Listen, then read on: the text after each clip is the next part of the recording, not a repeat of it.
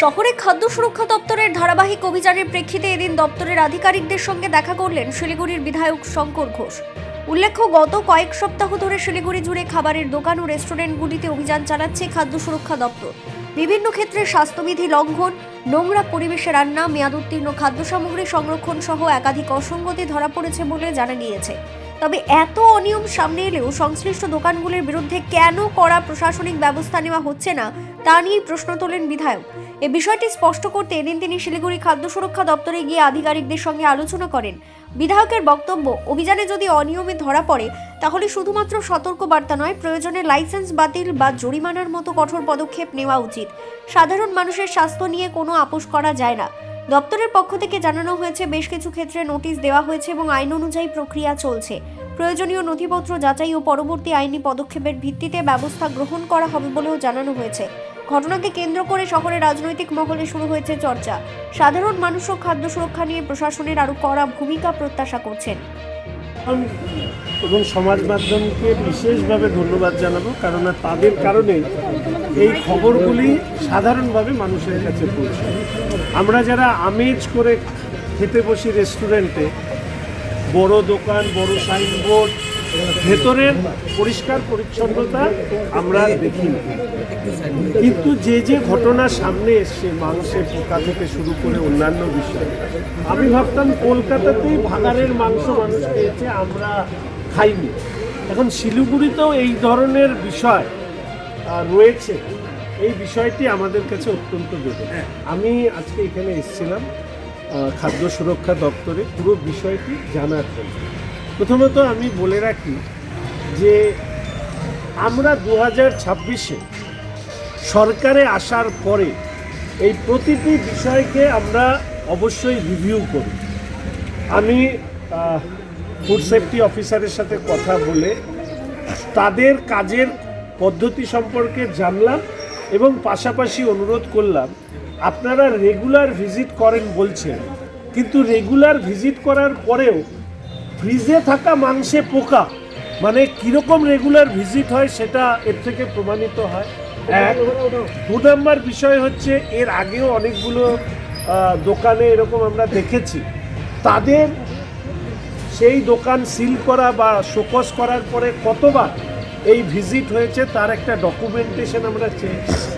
তৃতীয়ত হচ্ছে district task force যারা রিপোর্টারদেরকে সঙ্গে নিয়ে যান, ঘটনাচক্রে শুনলাম যে নাকি এই সময়কালে 16 বার এই ধরনের ভিজিট হয়েছে, কিন্তু আপনাদের মাধ্যমে আমরা 1-2 বারই এই বিষয় সম্পর্কে জানতে পেরেছি। ফলে পুরো বিষয়টি আমার কাছে কোথাও মনে হলো ফ্যাক্ট সাপ্রেশন রয়েছে, কিন্তু অফিসটাই এত ছোট যে ওখানে কথা বলাটাই অসম্ভব। আমি শুধু শিলিগুড়ির মানুষের সাথে সাথে উত্তরবঙ্গের মানুষের কাছে এই অনুরোধ করব যে খাদ্য সুরক্ষা দপ্তর তারা আপনার এলাকায় কাজ করছে কিনা সেই ব্যাপারে আপনারাও নজর রাখুন। আমরা যারা জনপ্রতিনিধি, এটা আমাদের দায়িত্ব, সেই দায়িত্ব পালনেই আমি এসেছি। খুব দুর্ভাগ্য যে বড় বড় আমাদের অমিত এবং রাজু দুটো অত্যন্ত গুরুত্বপূর্ণ কথা বলেছে যে ফুড সেফটি লাইসেন্স এবং ট্রেড লাইসেন্স ছাড়া দোকান চলছে। আর রাজু যেটা বলল যে দোকানের নাম বদল চেঞ্জ করে দিয়ে আবার নতুন করে দোকান চালছে।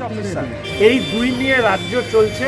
আমি কথা দিচ্ছি 2026 সালে এই অবস্থার পরিবর্তন হবে এবং রাজ্যের সরকারের যতগুলো দপ্তর আছে তারা সক্রিয়ভাবে কাজ করবে, খাদ্য সুরক্ষা দপ্তরও কাজ করবে।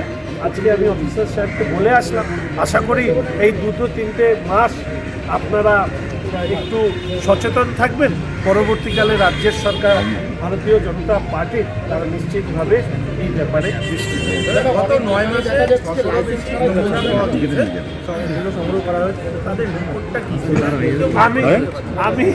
আমি সাধারণভাবে খুব একটা ক্ষোভ প্রকাশ করি না।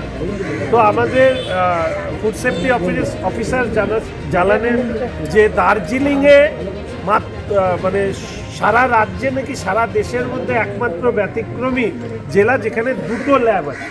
তো আমি ওনার কাছে জিজ্ঞেস করলাম যে এইখানে যে পোকা টোকা পাওয়া গেল তার ব্যাকটেরিওলজিক্যাল টেস্ট বা প্রেজেন্স অফ ব্যাকটেরিয়া খাবারে কী কী পাওয়া গিয়েছে তার রিপোর্ট কি।